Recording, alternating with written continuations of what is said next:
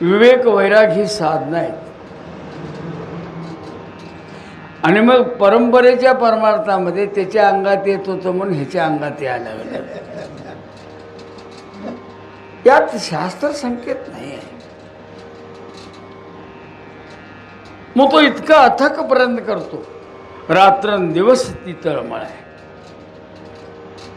काही ऐंशी दशा येईल माझ्या अंगात, काही ऐंशी दशा येईल माझ्या अंगात, चित्त पांडुरंगा सुरत दे.